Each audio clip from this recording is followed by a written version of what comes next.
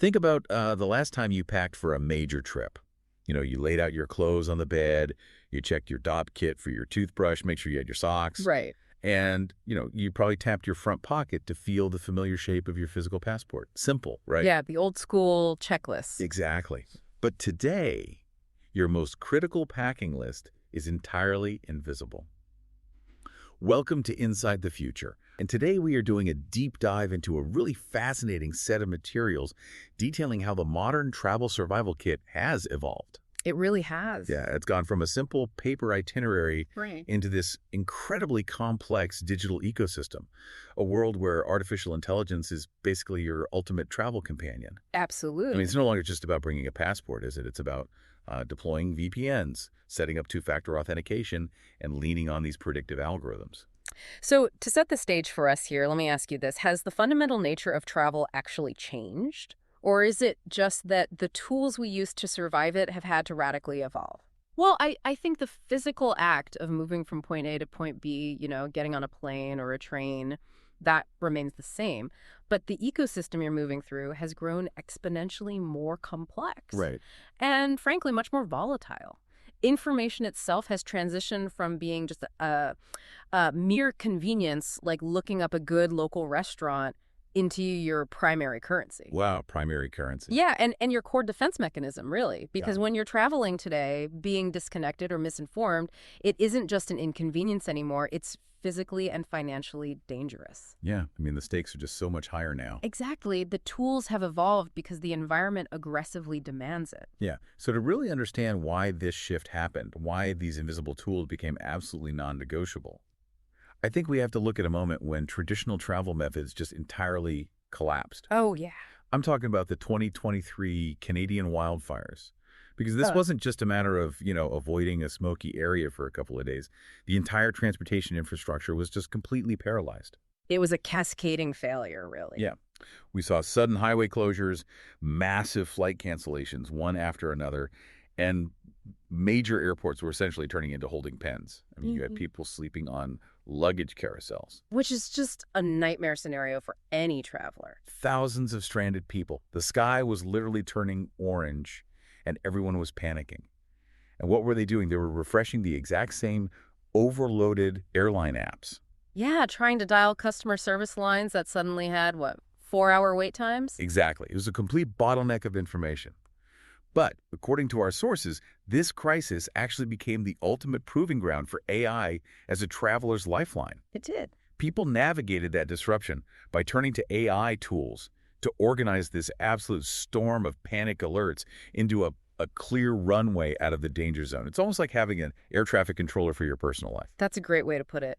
And if we break down the mechanics of why AI succeeded in that specific moment where traditional methods failed, it comes entirely down to data processing speed. Okay, processing speed. Yeah, and human cognitive limits. During a massive crisis like those wildfires, human beings experience extreme cognitive overload. Sure, because you're just panicking. Right, you're suddenly hit with a fire hose of rapidly changing variables.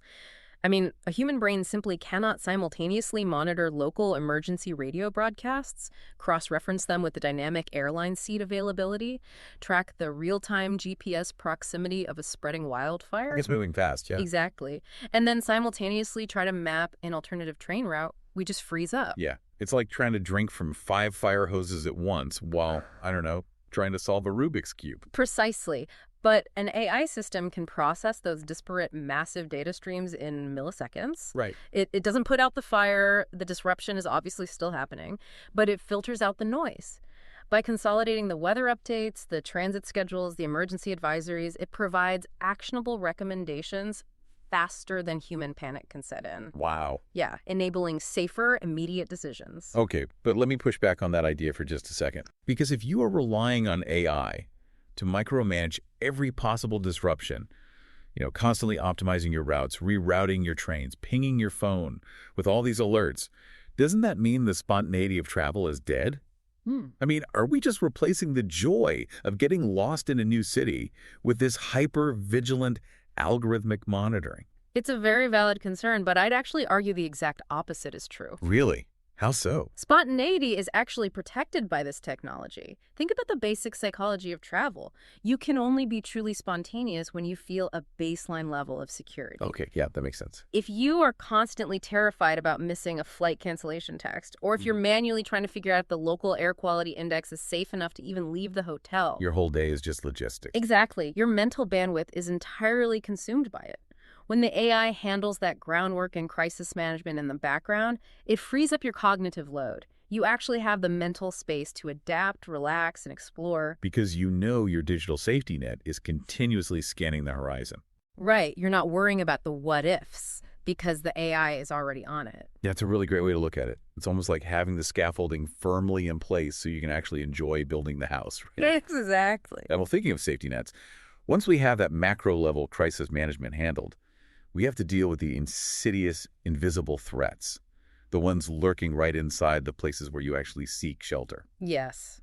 The digital threats. Let's talk about public Wi-Fi, because you land at an unfamiliar airport or you drop your bags at a corner cafe, and literally the very first thing you do is ask for the Wi-Fi password. We all do it. I mean, it's the lifeblood of the modern traveler. But those public networks are notoriously unsecured, making you incredibly vulnerable to what's called a man-in-the-middle attack. Okay, let's break that down for a second, because Right. we often hear tech jargon like packet sniffers thrown around. Right. To put it simply, a packet sniffer is essentially a digital eavesdropper.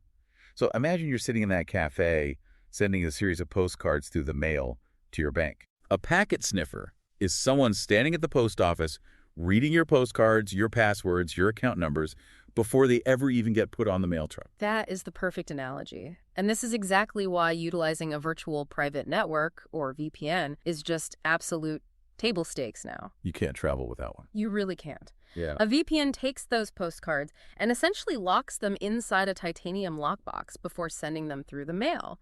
Even if the eavesdropper intercepts the data, all they see is encrypted gibberish. Right. Furthermore, AI cybersecurity tools are now built right into our devices to detect anomalies that the human eye just completely misses. Like what kind of anomalies? Well, they analyze network traffic patterns and can identify that a seemingly legitimate airport network is actually a hacker's trap before you even type in a password. Oh, wow. So it catches it preemptively. Exactly. Add in two-factor authentication for any banking access, and you've secured that digital perimeter. But securing the digital perimeter is really only half the battle, because we then have to secure the physical perimeter of our rented spaces.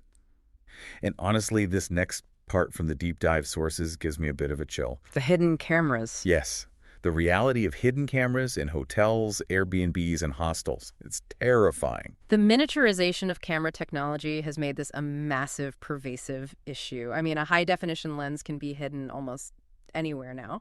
So the sources say you're supposed to do a 5-minute sweep before you even unpack your bags. Yes, every single time. Checking the smoke detectors, inspecting the alarm clocks, looking closely at mirrors. And it all comes down to power and vantage point, right? That's right. A hidden camera needs a continuous power supply to record hours of footage, so it's going to be in an alarm clock plugged into the wall, or a hardwired smoke detector that gives a perfect, unobstructed overhead view of the bed. But, and this is what I always wonder, how do you actually spot a lens that small? This is where your smartphone actually becomes a physical security tool. Many people don't realize this, but you can use your smartphone's camera to detect infrared reflections. Wait, really? Just a normal camera app? Yeah. Most hidden cameras use infrared light to see in the dark.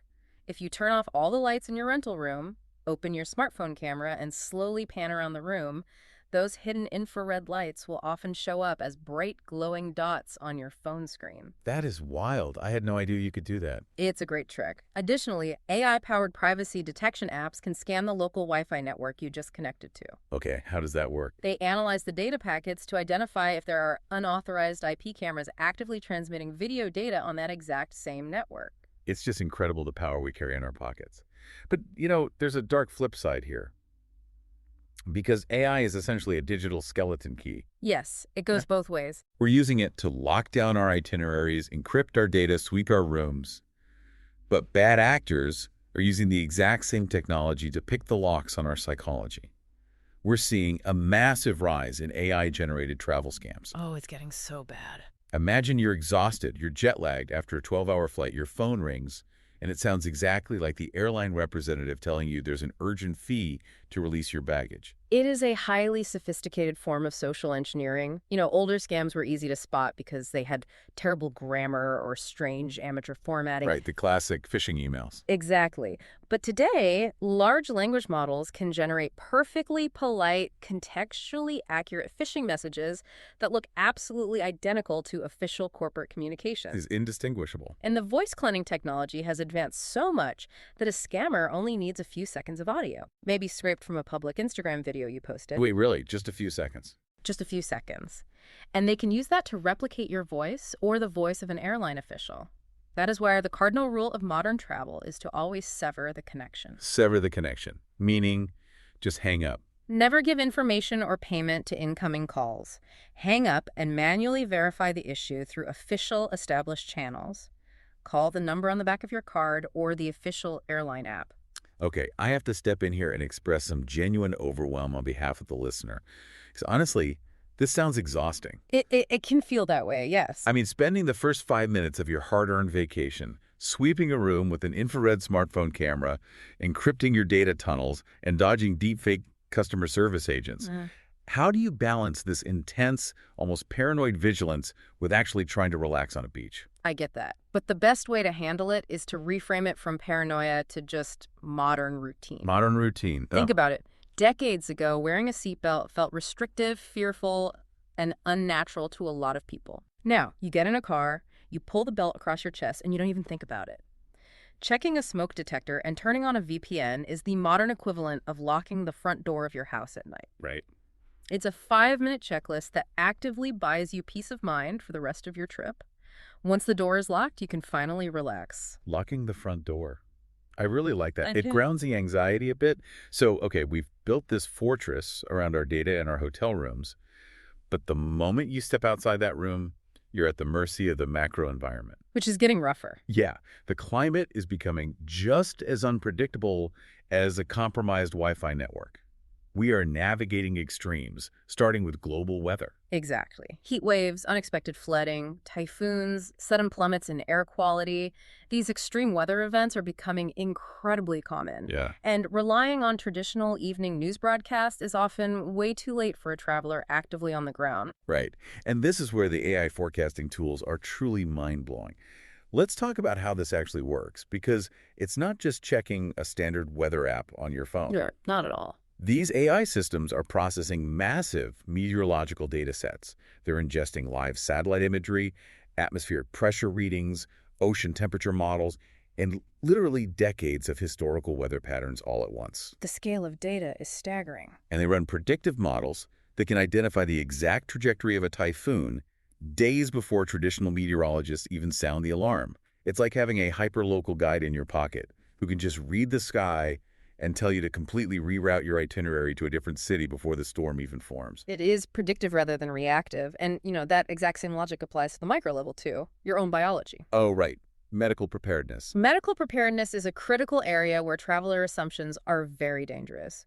Many people assume their standard health insurance at home covers everything overseas. Which it rarely does. It rarely does. You need to verify coverage, save local emergency contacts, store your medical records digitally, and list your allergies. Let's ground this in a very real scenario for our listeners. Imagine you step off a 14-hour flight in rural Japan, and you suddenly have a severe allergic reaction to something you ate. Terrifying. It's not just about you pulling up a translation app to find the Japanese word for allergy. Your AI needs to cross-reference your exact GPS coordinates with the nearest open clinic that specifically has an English-speaking doctor on call. Yes. Or finding a local pharmacy that actually stocks the chemical equivalent of the specific medication you need. Because brand names differ wildly across borders. Right. Tylenol isn't called a Tylenol everywhere. Exactly. AI bridges the gap between knowing you need help and actually acquiring it in a completely alien healthcare infrastructure. Furthermore, these AI systems are addressing mental wellness now, too. Like tracking stress. Actively tracking the physiological stress of crossing time zones and navigating culture shock.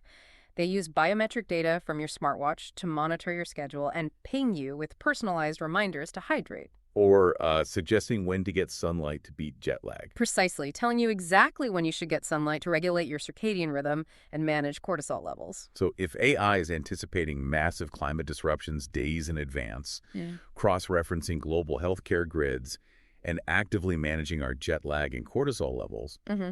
are we shifting away from the old concept of travel insurance to a whole new era of travel prevention? That is the fundamental paradigm shift of modern travel.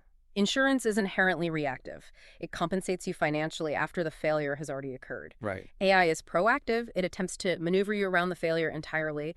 It's the difference between paying for the hospital bill and avoiding the situation that put you in the hospital in the first place. Okay, so we're surviving the elements, we're securing our data, we're keeping our stress down.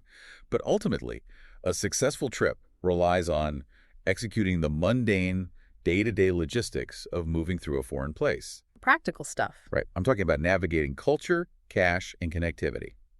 Let's start with local laws, because what is perfectly legal in your hometown could literally get you heavily fined or arrested abroad. A great example of this is drone regulations. Oh, yeah. Many travelers pack a drone to get beautiful, sweeping vacation footage, completely unaware that flying it in certain countries without a specific radio frequency permit can result in immediate confiscation at customs. Or even detention. Or detention, yes. Or Or taking certain over-the-counter cold medications across borders. In some nations, those basic decongestants are classified as illegal narcotics. And let's be honest, nobody's going to sit down and read 400 pages of international customs law before a beach trip. Definitely not. So the AI does the heavy lifting.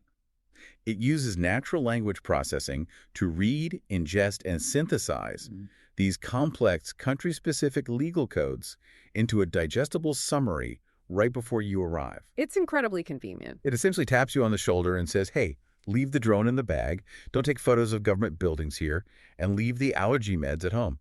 It's brilliant. It is. Then there is the logistical hurdle of money.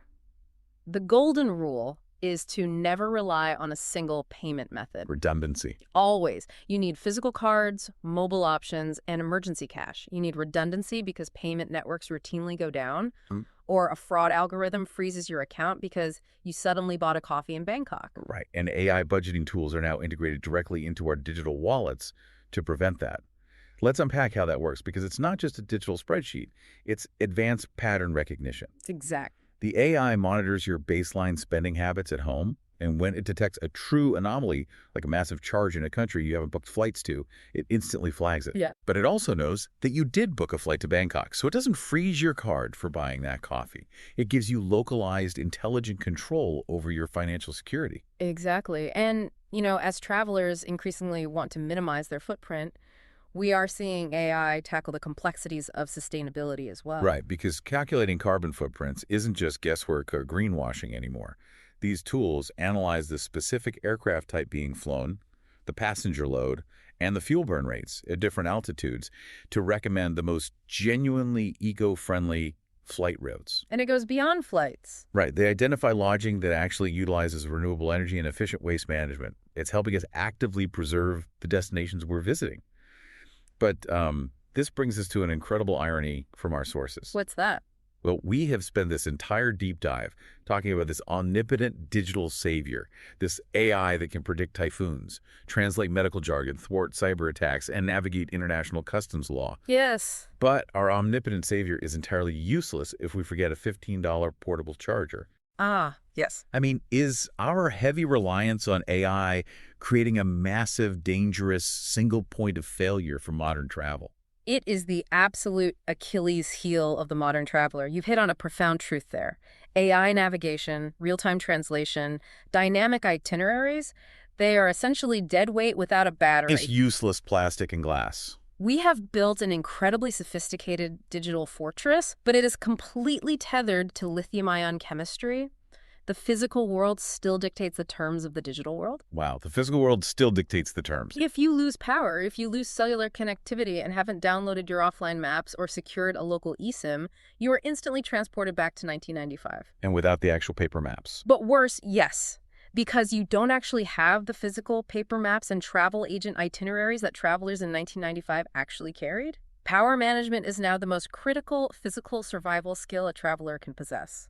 That is such a crucial takeaway. because it pulls all these threads together to visualize the ultimate future of travel. We're looking at the rise of the integrated AI travel companion. Yes. Moving forward, these disparate systems are merging into a single companion. It monitors flight disruptions, tracks the weather, detects cyber threats, translates in real time, manages the budget, and provides emergency medical assistance, all from one unified interface. And it all circles back to the final lesson from that Canadian wildfire crisis. The biggest travel risk is often not the disruption itself, it's being entirely unprepared for it. Preparation is everything. The environment is uncertain, but AI gives you the ability to anticipate, adapt, and respond.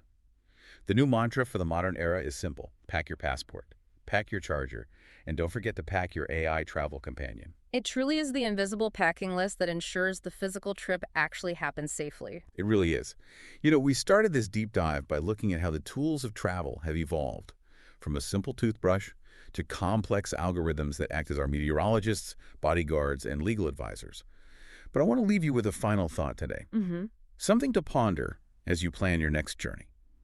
If these future AI travel companions become so absolutely perfect at predicting disruptions, seamlessly avoiding cultural faux pas, and eliminating every single unexpected detour, does it remove the serendipity, the risk, and that raw sense of adventure that made you want to step out and explore the world in the first place? Think about that the next time you pack your bags.